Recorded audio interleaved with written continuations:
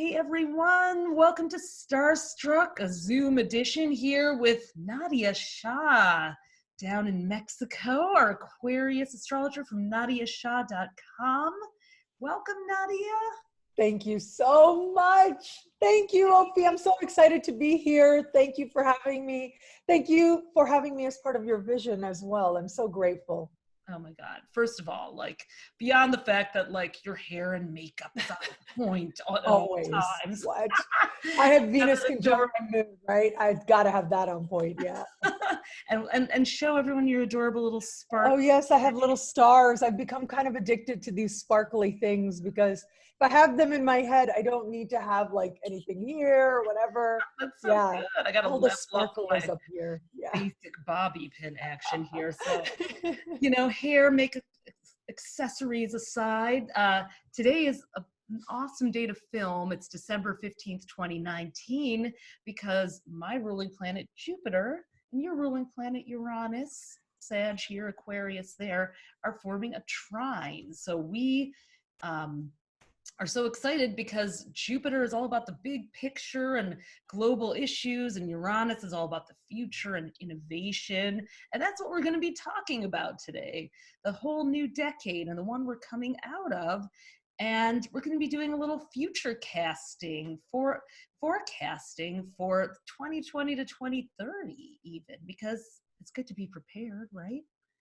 So Nadia, tell people a little bit about what you do, what your favorite topics in astrology are to tackle. You are an amazing YouTube astro superstar, lots of amazing, great, informative videos. Introduce yourself to our people. Thank you so much. Well, where do I even begin? I am an astrologer way back in the day when I was a baby astrologer. So much of the life I have now was just a fuzzy dream in the future. And so to actually be here, to be hanging out with you, even though I'm in Mexico and you're in New York City, is so very cool to me. The baby astrologer inside me is dancing. And if I may say, very recently, it was just back on, I think it was Sunday or Monday, my latest book, The Body and the Cosmos, came out. And it debuted as a #1 new release in New Age astrology books. Nice. And I cried for 2 days. I kid you not. I cried for 2 days because I thought about that baby astrologer way back in the day, where everything was so distant and everything was so fuzzy. And it helped to affirm to me, the value of looking at the big picture.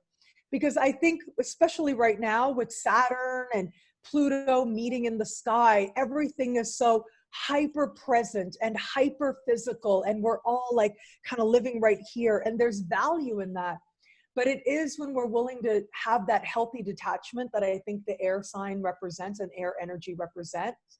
Yes. I think that's really when we remember what matters and what's really important. And it's kind of incredible to be here now, literally and figuratively. But yeah, it's a really great journey, and I'm looking forward to the next 15 years and what that brings as well. So tell us a little bit about The Body and the Cosmos. Great title, and congratulations. Thank you. Yeah, you have a copy you want to flash? Or yes, I do. Here it is. Let me see. Bring it on over. So this is The Body and the Cosmos. And it's what I did in this book, because I'm all about Aquarius me, right? I'm all about doing something different. I feel like if I put something out there, if it isn't different, then what's the point? So for example, I've written a book on the nodes, and it's just been kind of sitting there for a few years because I keep asking myself, okay, what is different? What can I add that's unique here? And until I can, I'm not going to put it out. But what makes this book unique is what I did was I took the work of Plato called Timaeus, where he presents a mystical understanding of the creation of the cosmos and how it connects to our physical bodies. And I applied his ideas to an astrological sky. So I sort of explore each and every sign as a part of our physical and spiritual being and what it's meant to teach us about ourselves. And every sign has a meditation as well. So for example, for Leo, the meditation is around heart, right? And listening to your heart and being connected to your heart. And so listening to it is a sort of a spiritual activity, but then physically, Leo as a sign, it speaks to the heart. And so in this way, it's philosophy, it's astrology, but it's meditation as well. And then my next book, which I'm already like, I love it. Where's the Sagittarius in your chart? I know, right? The Sag moon. But this is coming out March 15. This is the tentative cover. This isn't the final cover. It's called Prayers to the Sky. Yes, one of the draft copies. Thank you. But this is Prayers to the Sky, and it's actually, it started out as sort of a love letter to each of the planets, really. And there are prayers in it to each of the planets. Now that I still have a little bit of time before it goes to print, I'm adding meditations to it as well. So it's very much about having that relationship to the sky. So are you going to be recording the meditations? Because you have such a lovely voice. I hope they'll be spoken guided audios. It's amazing you say that, because this book, The Body and the Cosmos, does have guided meditations that are on my website. And the Prayers to the Sky, it looks like I will record guided meditations as well. It's so much fun to do. Really, I think meditation is so powerful, and we need meditation right now. You know, speaking of air energy and this contrast of earth energy, absolutely, it is meditation that sort of brings us out of the intensity of the earth experience through focusing our minds, but ultimately connects us to spirit. So, and you as an Aquarius have all this Capricorn 12th solar house energy, which I think of as conducting sound and spirituality and prayer and ritual and everything. So I love the timing of this for you to release it as well. Yeah, Jupiter in Capricorn. Yeah. Mm-hmm. Isn't that interesting? Yes, it is great timing. Thank you for pointing that out. Yeah. We never look at our own charts as astrologers, so I always like to say, hey, my astro friends remind me of that too. So you just hinted at what we're really talking about here is earth and air. So in this talk, we're going to be discussing some of the longer term influences of the outer planets. Those are the ones that are farther away from the sun and shape generations or historical periods, because they can take 7 to 30 years to pass through a single zodiac sign. So they can take, 50, 80, 150, I'm roughly saying, hundreds of years to go through the entire zodiac. So in our lifetimes, we may not see certain planets in certain signs, but, you and I are both into the nodes, which are the destiny points of the chart, which come with a belief that there's reincarnation, that you have a soul that chooses the exact moment of birth to be born for a specific assignment. I don't know if you see it that way, Nadia, but because of that, looking at these generational cycles shows you, why was I born in the 21st to live in the 21st century? What can I contribute to this world that I was born into? So I thought it would be really interesting to look back at the 2010s to 2020s a little bit, and the ruling elements of fire, earth, air, and water, and then to move into the 2020 to 2030 period, which is the title of this talk, From Earth to Air, because that's where we're moving from the material and mundane to the ideas and literally going up in the airspace. So I said a mouthful, but Nadia, do you have any initial thoughts about that? So one of the things, as you were sharing, I thought I really love the way that you talked about and described the nodes. And I thought that is actually a lot more of an empowering way to approach your chart, right? Like, of course, I do think that there's one thing for us to have our conscious will, right? What you want, why you want it, how you go about getting it. That's the planets. But I see the nodes as speaking to what is it that the soul promised to do with this lifetime. So what is it that we promised ourselves that we would do? And then it is about the universe or the divine or love and wisdom, as I like to call it, constantly wanting to align you with that. And sometimes that works with what you want and why you want it, but sometimes it's something really, really different. And so the fact that, well, look, first of all, in 2020, the nodes are going to change signs. The North Node is going to go into Gemini. And I think that is going to be a very powerful, albeit it can be subtle, right? But it is going to be a very powerful first little glimpse, first little look. 2020 has lots of first glimpses, lots of first looks. We have got the North Node moving into the sign of Gemini in the spring.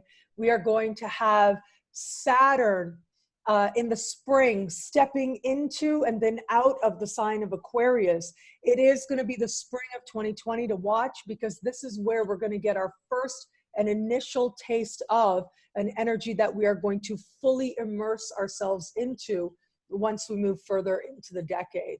Yeah. So yeah, like with the transiting nodes, I see them as an expression of our collective will. Like, what is it that on a collective soul level we're desiring to do, we're desiring to go as part of the wisdom. But then there's this whole range in which we're going to express that. And the North Node is where we're going, but you know, the pull of the South Node, I think that is what we've seen most in 2019 in particular, is what we've seen is that pull, the allure, how addictive it is to just go and dive into and dwell in South Node energy. Which So is the past, the familiar, kind of thing you're, if not moving away from, that you've already mastered. We've already mastered. So the South Node that's transiting or traveling at the moment, that we're moving through in our zodiac journey at this moment, and as we enter 2020, until for most of the first half, is in Capricorn. And we're moving toward Cancer North Node collectively. So, you know, that's very earthy, and, you know, it's with Saturn and Pluto and Jupiter now. So there's all this Capricorn pull to achieve, to establish, to own, to take authority, to tradition. Yeah, it's a very traditional energy. And I'm thinking about the fact that, you know, astrologers like to say that, oh, the South Node is so bad and good things don't happen when your South Node is that. Look, here's the thing. Both Trump and Boris Johnson in the UK have been elected to office with powerful conjunctions taking place to their South Nodes. Yeah. And I think that speaks something to what they're presenting, what they're putting out there, because it is sort of, on some level, a message that is more connected to the way things were and the lure of that. And I think that collectively we have been feeling that as well. But then you look at what's coming up, not only in terms of the North Node in Gemini, because I see Gemini energy as very, very present. And it's also very much about ideas. It's a very spontaneous energy.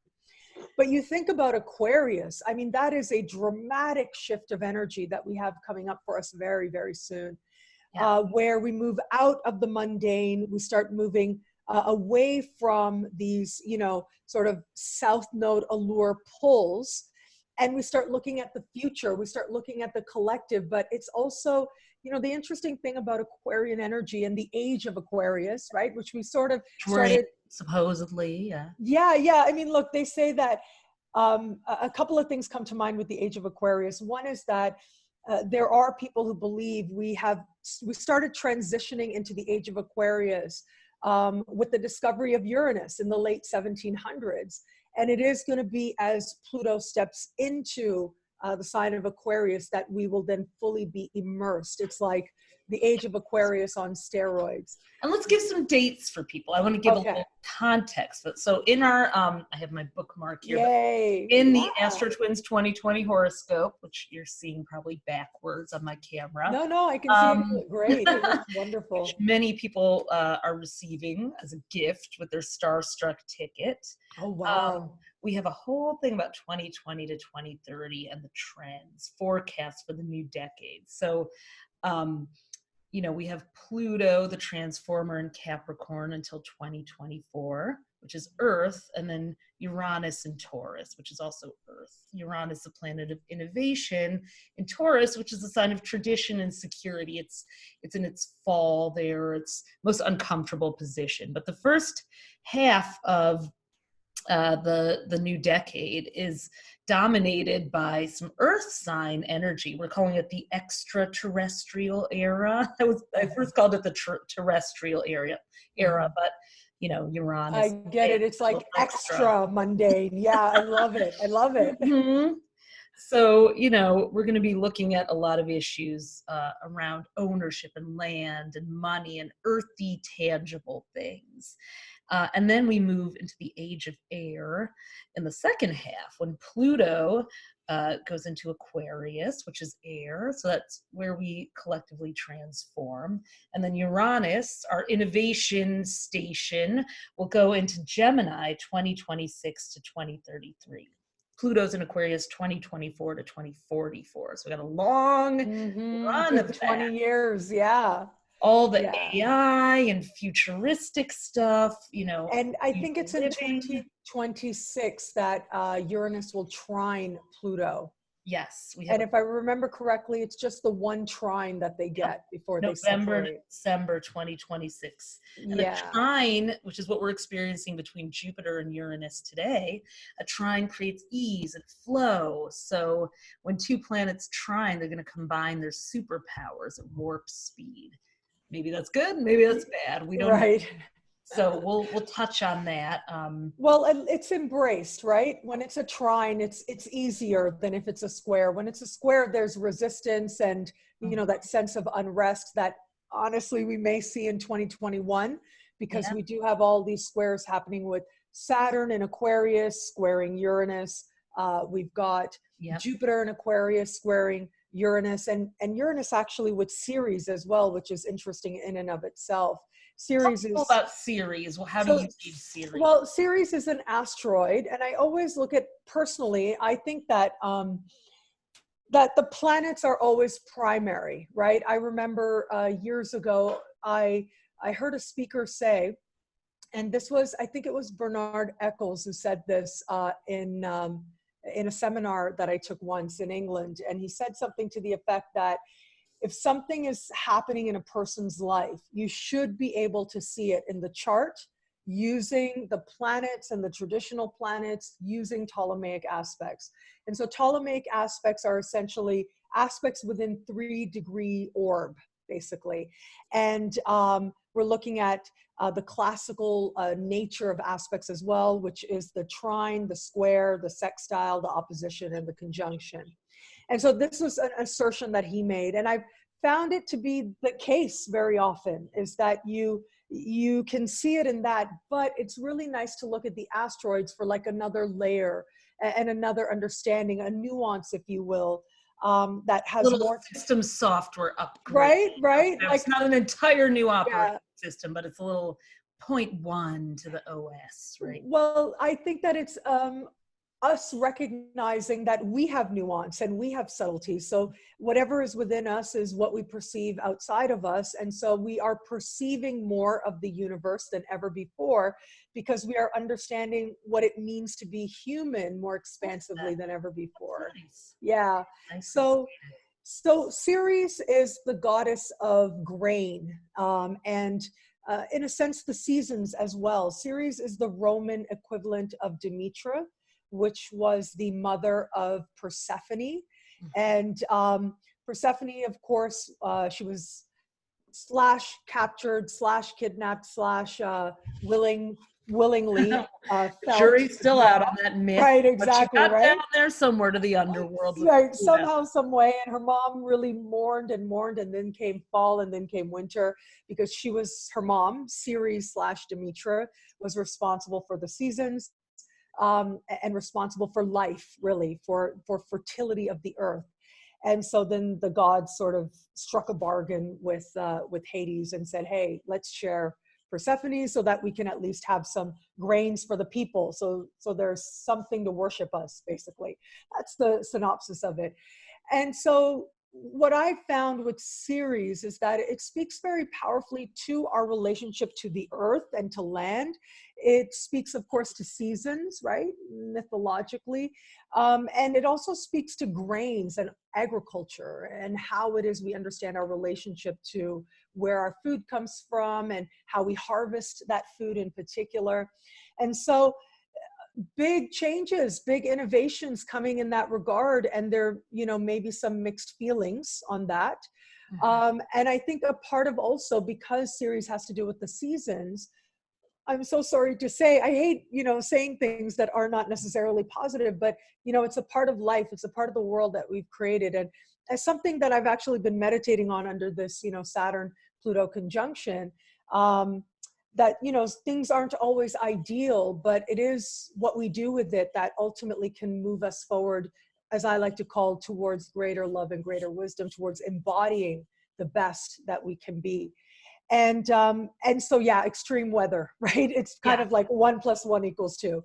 And we've already started to see this extreme weather at the eclipse that is coming up in January.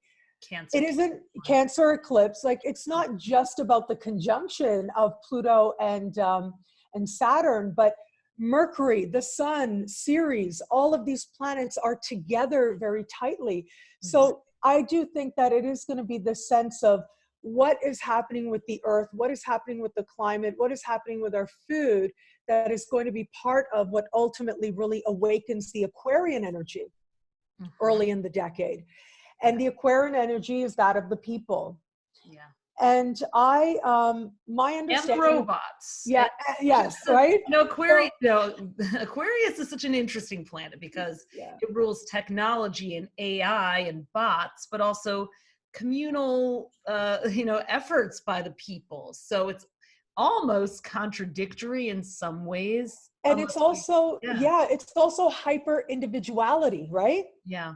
It's hyper individual. It is one that is very much about, as they say, to use the cliche, goes by the beat of your own drum, right? Mm-hmm. And so if we've got all these people kind of going by the beat of their own drum, then how is it that we connect as a collective? And I think that is a very interesting contrast. And it was actually Carl Jung who explored this in an essay he wrote called Eon.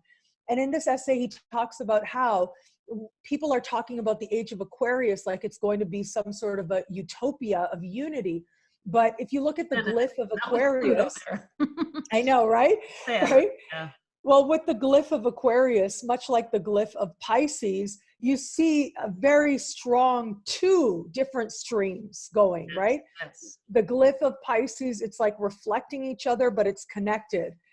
It is the glyph of Aquarius that's 2 waves, and they're not even connecting. They're mirroring each other, but they're not connecting. And so I think this is also why, the United States has an Aquarius moon. And so you see like these very 2 divided and individualistic. Yeah, like you see these 2 very distinct cultures and philosophies. And, they sort of go back and forth between, who's going to have power at what given time. But highly valuing freedom, right? That is one of the highest values. And I think one of the highest gifts that the American philosophy has given to the world.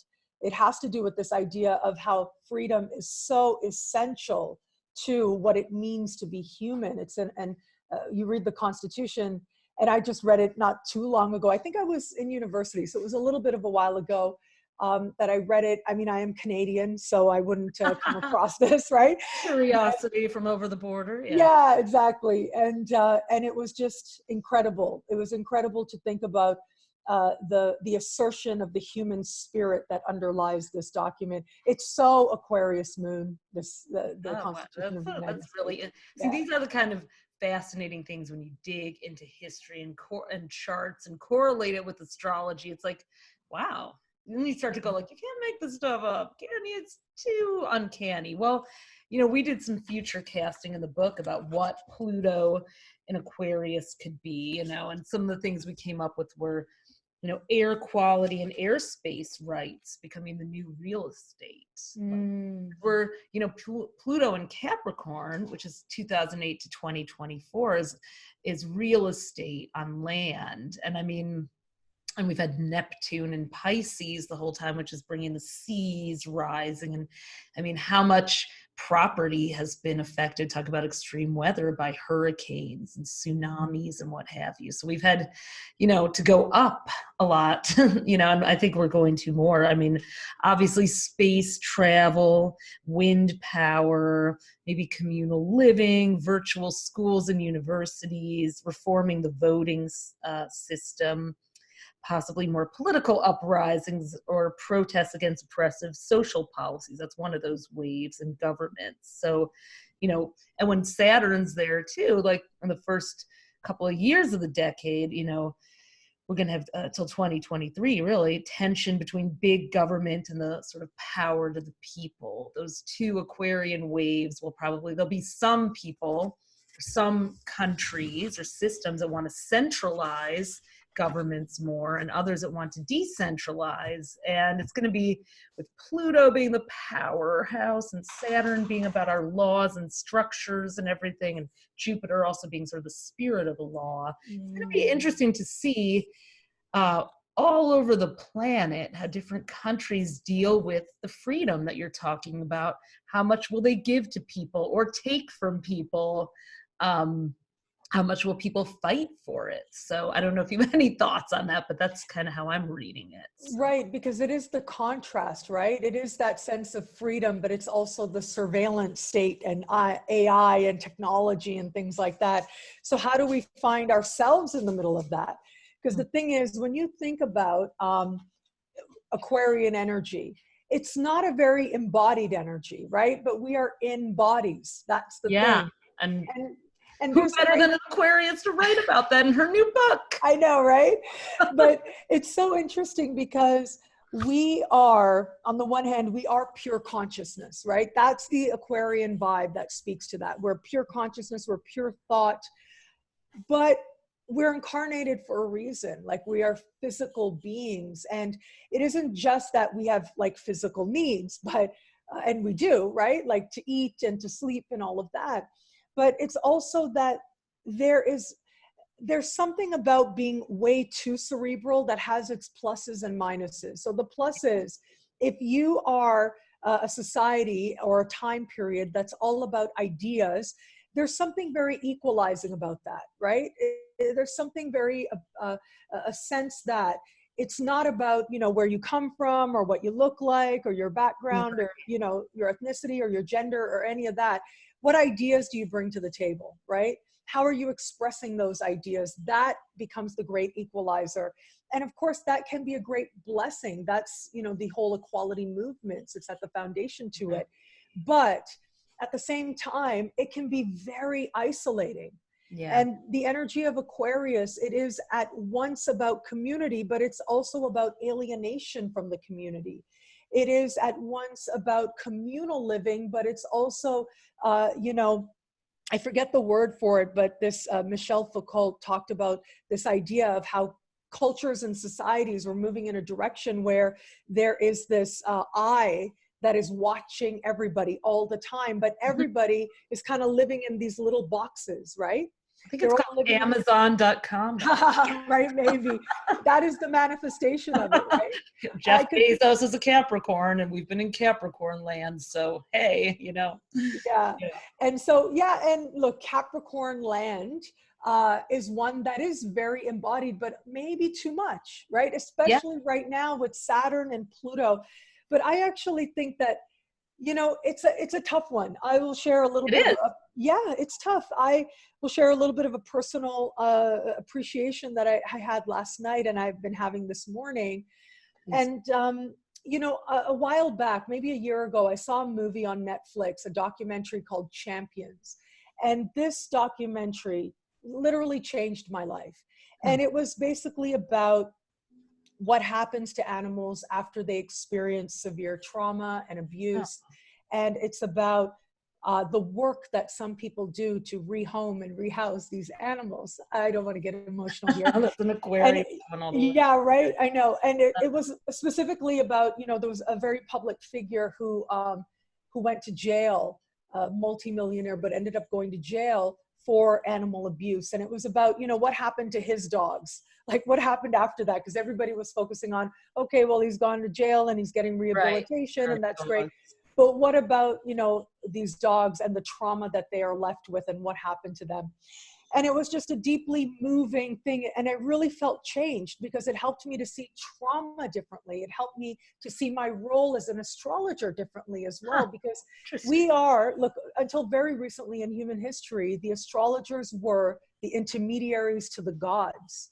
And I think that it is still, as part of our collective unconscious, there is that projection that ends up going on to us. And so that comes with a certain responsibility. I feel uncomfortable with that at times, to be very honest with you, because I feel, yeah, like this is making astrologers into like exalted figures, but we're not. We're just like anybody else. We are human. And for me, because I care so much about equality, right? Aquarian flag waving Aquarian that I am. Yeah.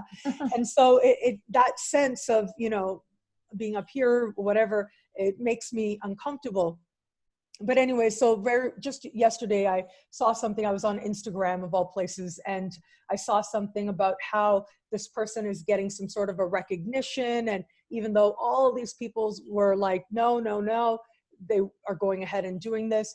And I cried, like I just cried and cried and cried. And it was very hard for me to understand or to appreciate. And then I realized, like when I got up this morning, I realized that it is as a result of seeing these examples, right, of hyper separation, but not separation on a level of mind, this idea of hyper physicality, because physically we are considered to be more powerful, more cunning or whatever than animals. So we have that sort of exalted status, and how we use it, we can use it in ways that do perpetuate the trauma that we've experienced, right?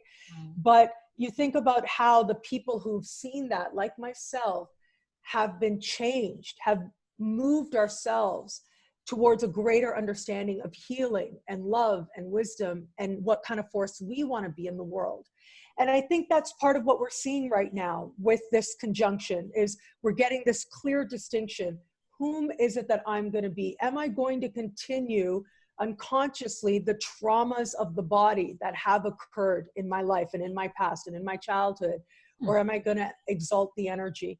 And so with this move of moving towards air, it becomes about exalting the energy, right? It becomes about raising the energy. If you think about air, air is mind. Yeah, the earth is like important. We need it as our foundation and our base, but we're not meant to get stuck there. It's like we have this solid ground. We've been looking at our values, what we believe and don't believe, how we treat other members of the earth, whether animals or people.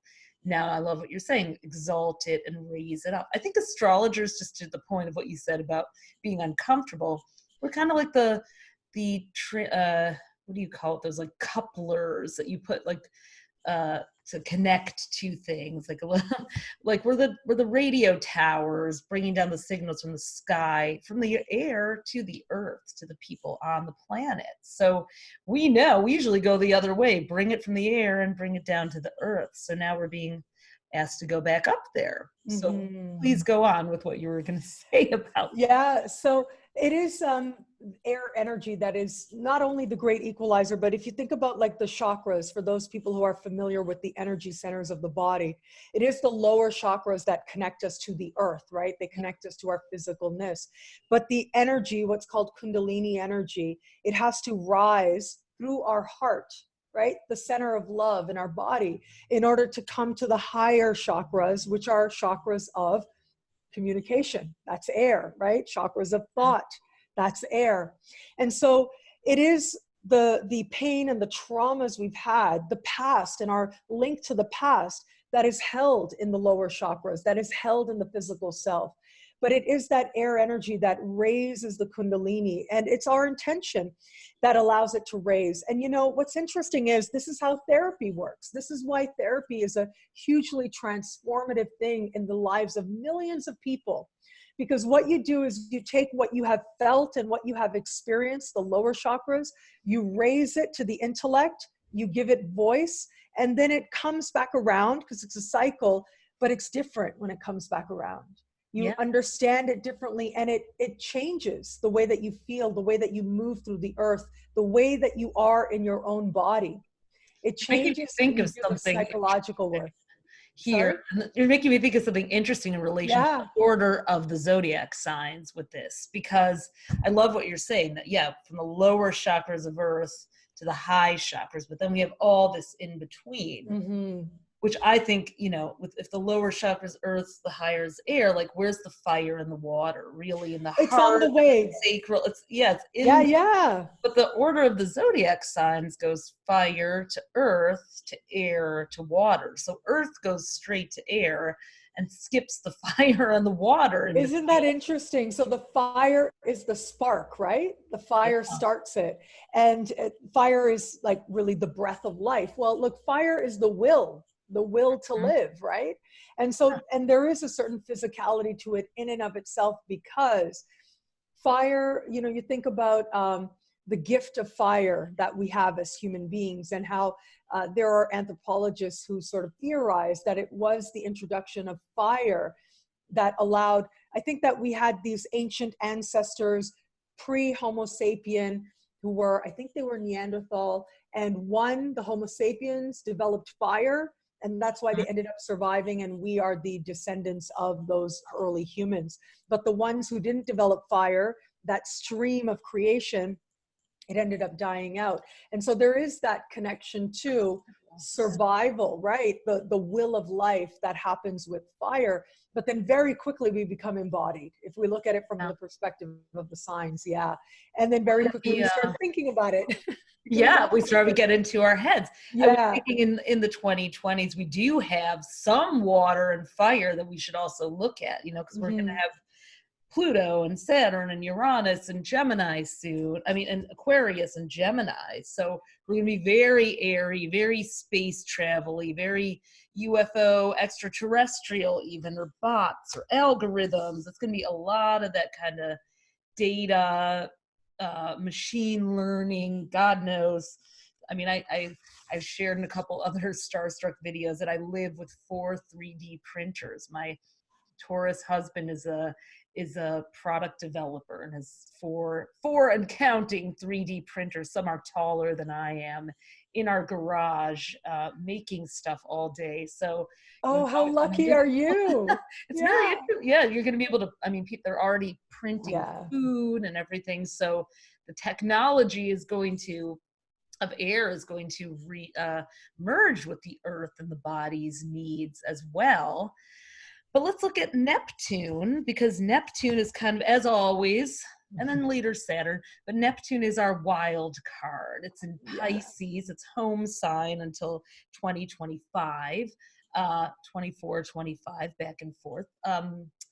But that's all water. Neptune is the water, the god of the sea, the compassion, the flow, where we remember our hearts and our souls. And 2025 to 39, Neptune, the water god, is going to go into Aries, the sign of fire. So we're going to have that countering, maybe, or set against the same backdrop, sharing the sky with Uranus and Pluto and heady air signs. And then we'll have Saturn 2025 and 2026. We're going to have conjunctions or meetups of Saturn, which makes things tangible, and Neptune, which dissolves those boundaries that Saturn tries to put up in conjuncting in Aries. So Aries and Pisces, I think I have to double check on that, but they are Aries. I think it's all Aries. Aries, yeah. Yes, if I remember it correctly. Yep. It is, yeah.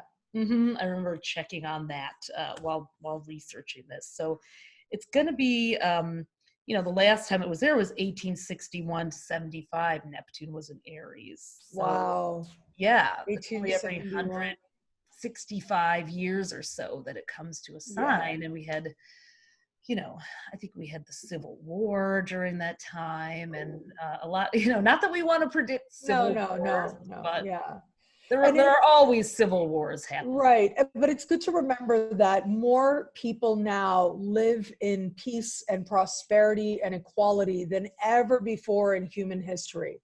A higher percentage of people by far than ever before in human history. So it's good to remember we're going in the right direction, and this is part of it. Like I said, it was It's hard in a sense to look at what it is that feels painful, but it can form the foundation to truly remarkable and wonderful change and self-discovery and being a real force in the world for good. So yeah, we live in a world of contrast. And I think that a lot of the astrology of 2020, it is going to be about contrasting the 2010s and the 2020s to, you know, actually see how different things can be. How Which much the things can 2010s, yeah, the 2010s Yeah. were really watery and fiery. So they were about like getting in touch with spirituality, Neptune and Pisces, and Uranus and Uranus Aries, and yeah. Aries, fire Oh, so fiery, yeah. it's all about the selfies and the yoga Yeah. mat and I mean, this entire sort of spiritual wellness culture was born out of the combination, I believe, of Neptune and Pisces awakening our spirituality, the first time since the mid 1800s when the spiritualist church revived, astrology made a comeback for people, um, and and then, you know, Uranus in Aries, a sign of the self, giving us a technology to share our ideas, even take a selfie of the green juice in the yoga class and you know, it's like literally the documentation of that spiritual awakening through technology. That Uranus. is a great way to put it. Wow, I love that. Yeah. It's just fun to connect the dots. Isn't So, it? Yeah. but And the we've had a great decade of that. Yeah, go Right. ahead. And it's so great that we all do it in our own unique ways, you know? Yeah. I absolutely love that. Yeah. But I love that you mentioned how Neptune is still going to be in Pisces at the, you know, the early stages. And I'm thinking about how the last time Neptune was in Pisces, we had the whole theosophy movement, right? That Yes. was, and the suffragette movement and all of that. But then ultimately, all of that gave way to really big changes on a lot of fronts. And a more, you know, to go back to the word embodied, a much more embodied experience at the same time. Yeah. And also an experience where more and more people wanted self-determination, right? They wanted that ability to be able to self-determine. And I was thinking about how it was with Neptune and Pisces that slavery in the United States came to an end. Yeah. That slavery based on race throughout most of the world came to an end at that time. Yeah. And it was with Neptune and Aries that it was like, you know, no, I'm going to embody this, right? Yeah. It's Fight. not enough. Right. It's not enough for it just to be a document. You know, I think about how there's this phrase that Marianne Williamson uses, which is, you know, love is fierce, right? Love doesn't just, you know, sit down and say, oh yeah, that's okay. Whatever's happening is happening. No, love says, hey, this is right. This is not right. This is, you know, where I have power. This is how I'm going to own my power, how I'm going to take action. And action is an active principle. It is one that is very much hand in hand with spirituality, ultimately. Yeah. Yeah.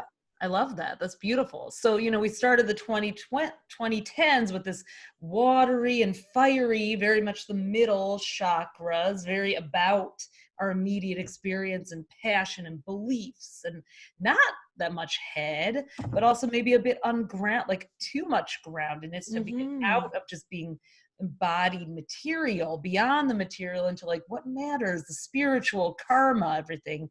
And then we're ending the 2010s back in this earth mode, heavy earth mode, where it's like, okay, lovely, namaste, namaste, your, you know, Instagram Right, feed right. up, but what are you going to build for the rest of the world? What are you going to do? What are you going to, you know, make out of this? Policies, legislation, like great that you have a meme about social justice, but like, what are you actually doing? Right. And that's been part of the conversation. Now, as part of the wisdom of being embodied and animals reminding us to be embodied, my dog is really, really asking, come here, Oh, Biggie. I Come here, come in, baby. and I was just Come here, thinking, I baby. have this picture Yeah. of two dogs behind us that, Yeah. you know, Oh, I love it. I yeah, love I it. had my She's, camera tilted she's down, but wanting to go out, but I don't want to be, you know, getting let up them and out. again. I'll, No, I'll chat with people. I'm wearing my pajamas. What?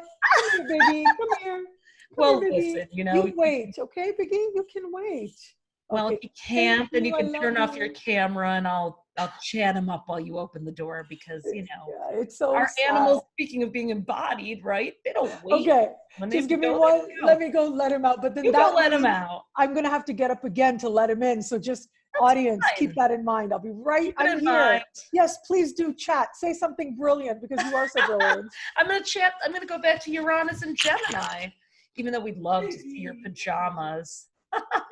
That's the secret astrologers, who go and YouTube astrologers keep from you. We're only dressed from the waist up. The rest is pajamas and elastic waistbands. So let's. Oh, that was so fast. It's Oh, right there, right? The door to the oh, balcony. perfect. I Biggie. appreciate you so much. Yeah, he'll bark when he's ready to come back in. We But incorporate pets into our live I streams. know, We right? are all about the animals. I didn't even have to say anything except for talk about the fashion statements from the waist down of astrologers. So, Oh my God, that's so true. Like everything just out of camera is pajamas, right, always. fleece, Yeah, elastic, microfiber, check. Yeah. yes, right, exactly. Yeah. And especially in Cancun, it's all about the shorts, right? Oh yeah, of course. Pajama shorts. Yeah, I love it. Why get out of those? Well, so, back to what we were saying, until Mhm. Biggie needs to come back into Mama I again. appreciate you. Thank you for being flexible with that and being cool with that. I think that your Sag energy can like kind of flow with it and be cool with it. So Of thank course. you. Come on. Everybody who's watching this is probably like pouring themselves something now or, cleaning. We're all multitasking in this world of moving into earth. So, yeah. So now, I think in these cycles, it's like, accountability is the big earth thing as we start the new decade. Check if you're walking your talk. Before you get up on the Aquarian air sign pulpit and start preaching the big lofty ideas, or the Gemini one to anyone, start looking at, well, where do I need to kind of make sure I'm, and are my principles that I'm preaching realistic, within reach of people? Because it's very easy to tell people not to drink out of a plastic water bottle, but do you not? I don't know, so like we can't all be Greta Thunberg and taking boats across the Atlantic, although it's amazing that she as a Capricorn is demonstrating that. But like, that's a great high lofty ideal for some, but what's within our reach? What can we do today? So that's what I'm looking at for the earth portion of the decade, which is really the first half of the decade is kind of earthy, and then we move more air, and then Increasingly, yeah, it's a movement, right? It's not like you turn on a switch and all, just like moving into the age of Aquarius. It's not like one day you're in the age of Pisces and then boom, you're in the age of Aquarius. There's a transition period, and we are in like sort of towards the end of the transition period now. The discovery of Uranus brought the announcement, the heralding of the age of Aquarius. But it is going to be with, by the time we get towards the end of the decade, when all the energy becomes fire and air and mind and passion and self and, freedom, when all of that comes together, that is really when I think the world will look very different. I think that, like we have really no idea what it means to be in the information age. It's kind of like we are at the very infancy of the information age. And of course, we don't want to approach the future with fear. That's not good. It's not good to have fear. And to be open and to know that wherever we are, there'll still be, great happiness and fulfillment and all of that. One great thing about Aquarian energy is it does honor the self, right? Like I said, personal freedom means you get to be yourself, like unapologetically you. And that is really one of the great privileges when you look at some other places in the world. That is such a great privilege that I think we take for granted sometimes, but it's also a right. We understand it as what it means to be fundamentally human is to fundamentally be yourself, your most authentic self in the world. And to be able to do that is just so wonderful. And hopefully more and more people will be able to do that. Well, as technology is adopted all over the world, it's going to be irrepressible. We've been calling it the decade of disruption because Wow, that's a great way to put it. Yeah. yeah, because life as we know it is definitely going to be changed by all this air energy. And, you know, I do expect there will be more sort of, as we're already seeing, a trend toward nationalism in some places and more attempts to suppress and systematize and organize people against the tension of people wanting individual rights and freedom. I think really that's going to be worked out through not necessarily the most easy and smooth means until we really get it right. We're gonna be trying to get that one right, especially with, are there enough resources for people on this planet? What's happening with the weather patterns? Like you said, the extreme weather, people needing to migrate, move to different areas. Some areas may become uninhabitable. Me and my having issues with multi-syllabic words today. Especially when Neptune goes into Aries, we may see more fires or heat, extreme heat, potentially near the equator. I don't know. I see Uranus and Taurus maybe having more earthquakes and that kind of thing. Not to scare anyone. It's just a reality of the decade of disruption that will become something that we have to plan around. I believe. So I don't know what you think, Nadia, but, or maybe you want to, what do you think, like on a personal level, people should prepare for? Well, I think on a personal level, it's great that we are going to have, like I said, more rights to be ourselves and to have that personal freedom.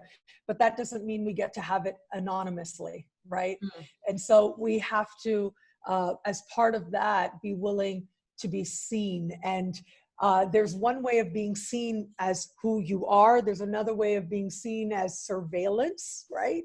And I think that we are already seeing it. It's already a part of it. I mean, I know like a while back, there was this, you know, what will I look like when I'm old kind of contrast app, right?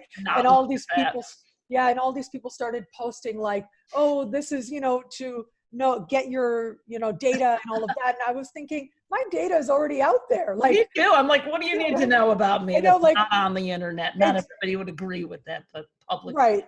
Of course. Yeah. But it's kind of like, I mean, really, we turn over so much of ourselves, and there's advantages to that. That's why we do it. We gain advantage. We gain connection with other people. We get access to these, you know, services that don't on the surface cost us anything. But for some people, the cost is too high by sharing their data. You know, it's such a personal thing, how comfortable you are with it. And I do think that we're going to see people who go off the grid, you know, so to say. Oh, totally. Yeah, we'll see a lot more of those people actually. The survivalists. Yeah, right. Because it's that hyper individuality of the Aquarian energy that speaks to that. But at the same time, we will see that sense of, you know, if you want to be a part of society, it means being willing to be observed. And, you know, interesting. I like this theory. Okay. I think that's good advice. Yeah. But, you know, it's do the right thing, right? You try your best to do the right thing. I'm very aware of the fact as well, like I'm hoping with the age of Aquarius, it does mean, you know, greater protections for astrologers because we have historically been persecuted. I'm thinking about not that long ago, and I'm thinking about Alan Leo, who is the, you know, sort of godfather of esoteric astrology. And we were speaking about the Theosophy movement, right? And he arose out of that. Galileo had to renounce being an astrologer too, right? Or he'd be killed, I believe. So yeah.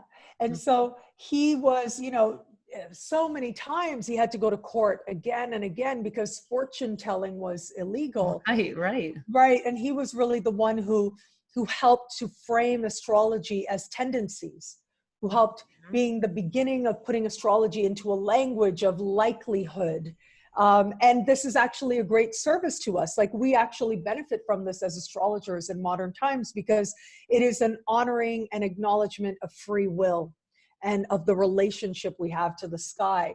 And so you hope that we as astrologers will continue to have our safe spaces and our places to be able to continue to do what it is that we do. But I think it's also good to remember, you know, the moment we get judgmental or too judgmental, as we do with Pluto conjunct Saturn in Capricorn, that can happen, a reminder of us as astrologers. I mean, I think it returns us to a certain humility, doesn't it? Yeah. Yeah, so that can give us more perspective, more compassion.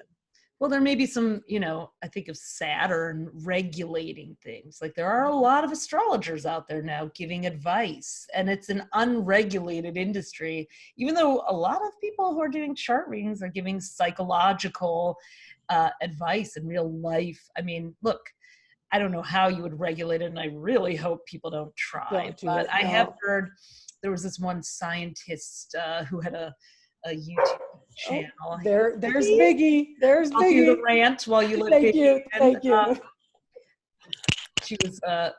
She was a Taurus, for whatever that's worth, an Earth sign, but she was making a point that, astrology advice should be monitored in some way. Look, I don't think you can do that. It's seen as an entertainment, but what you're saying is making me think like maybe there's internal responsibilities beyond just understanding how to read a chart. Now that people are coming to astrologers for deeply personal issues and societal issues, like have an understanding of the world that people are living in, and the forces of racism or sexism or any ism that someone may encounter, and the psychological load that they may bear. I had a great conversation with another of the Starstruck astrologers, Alice, about that. So we talked about why that matters in a reading. So I'm not sure what this will look like, but maybe well, I hope that it isn't regulated. Yeah. No, I don't think so. No, because I think that the very nature of what we do, divination plays a role into it. Part of what we do is intuitive and divinatory. And if astrology is Aquarian, which I think it is, and why, astrology has just, with the internet, has just really become that much more a dominant force. Yeah. I think that it becomes that much more important to maintain that sense of freedom to practice, freedom to explore, freedom to express. And I think that a lot of the onus then becomes on the individual, right? Whoever it is you are, that is the type of astrologer you're going to be drawn to. Mm-hmm. So I am a person, as I said, the universe is wise and loving. I really emphasize that. And I am a person who really believes that we are here to further embody what I call love and wisdom. And some people call it the divine, and some people call it, God. Because to me, astrology is an expression of spirit and spirituality. That's me. That's what I bring to it. Yeah, I love it. Yeah, so you can't have astrology without the astrologer. And the astrologer sees themselves in their practice, and the people who are drawn to what it is that a particular astrologer is sharing, ultimately that astrologer is just a mirror to that person. So if you are a person who's very fatalistic, who really, feels like there are forces beyond your control and life can be really cruel, that's what you're going to see when you look at the sky, right? That's the kind of astrologer you're going to want, someone who is so dire. But if maybe not the one you need. Yeah, right? Well, look, we get in life, well, not we get in life who we are, but very often what it is that we experience is ultimately a reflection of where we are on a lot of different levels, and how much we love ourselves and what we believe about ourselves. What we believe about the world tends to be affirmed in how we see the world. And that becomes hyper true when we see the sky. That becomes hyper true when we see people who observe and interpret the symbols in the sky.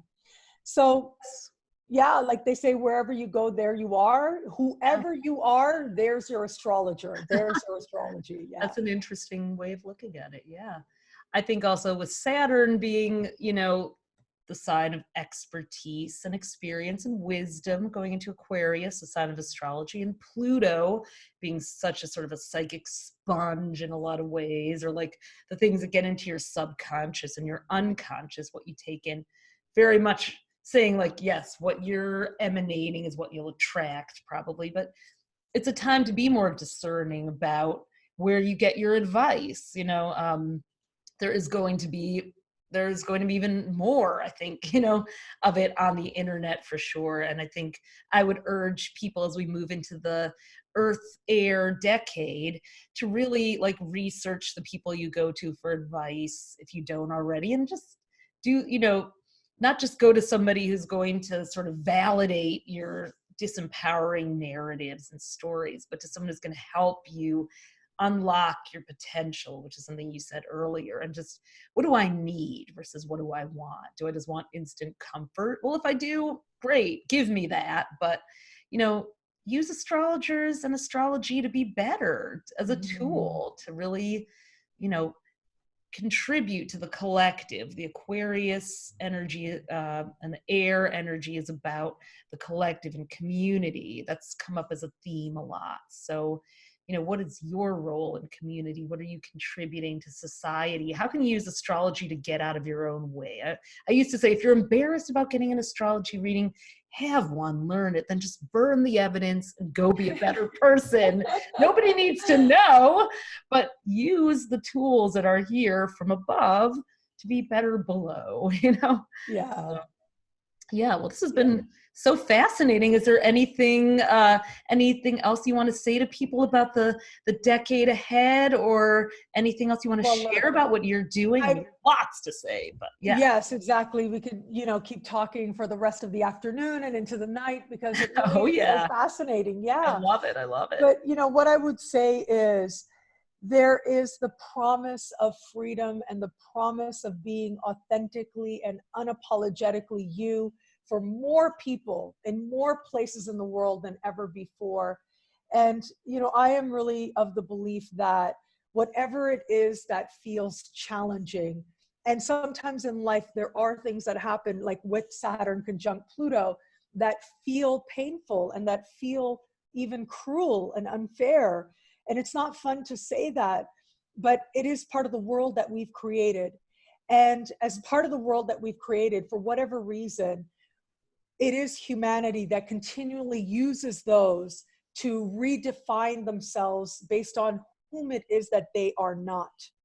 And so I do feel like right now at this point in history, we are at this place with all this South Node energy of seeing where we've been in a very hyper way.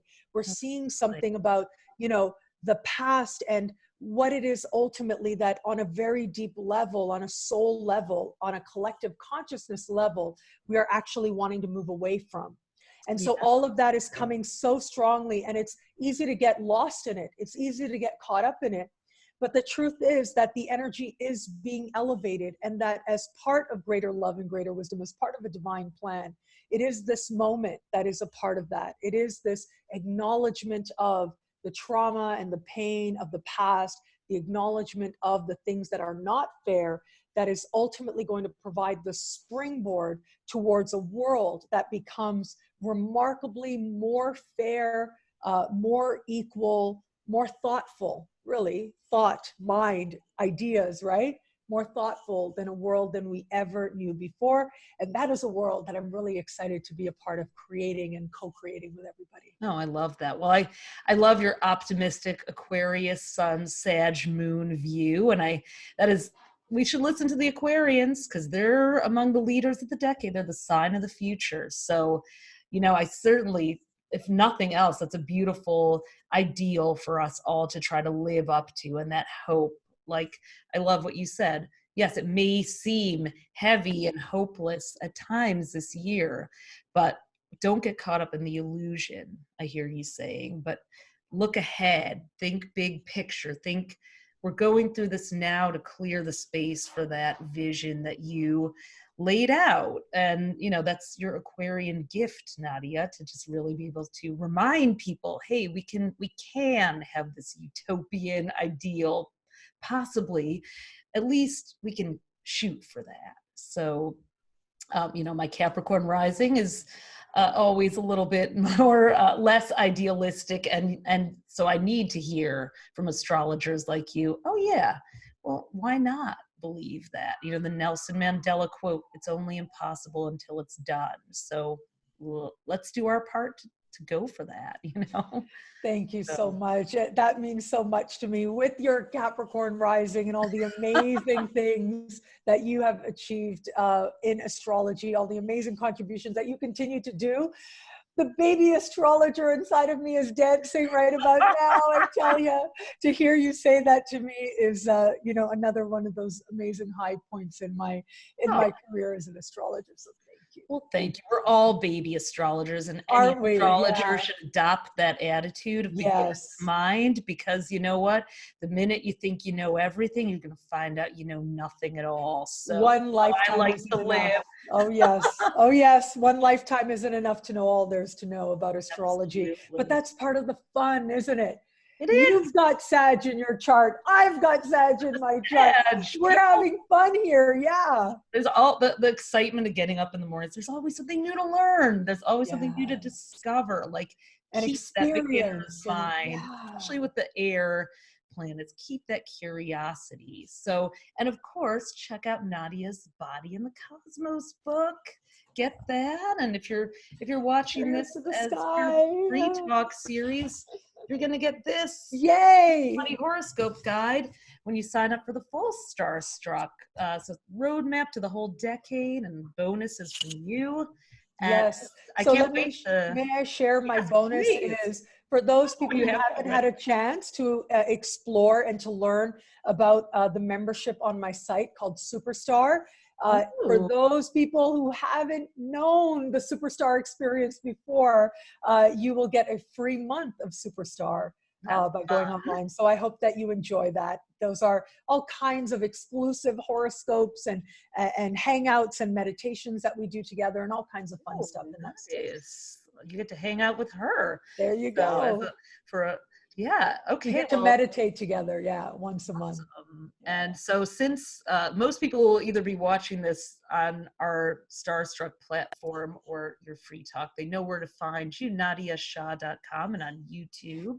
And we'll have that all below the video. But thank you so much for, Thank you so much. diving into the new decade with us. And Thank you. I had so much fun. It's so much fun being an astrologer, isn't it? yeah, and we're gonna have to do a lot more of these in the new decade. So Oh, can't yes, we wait. do.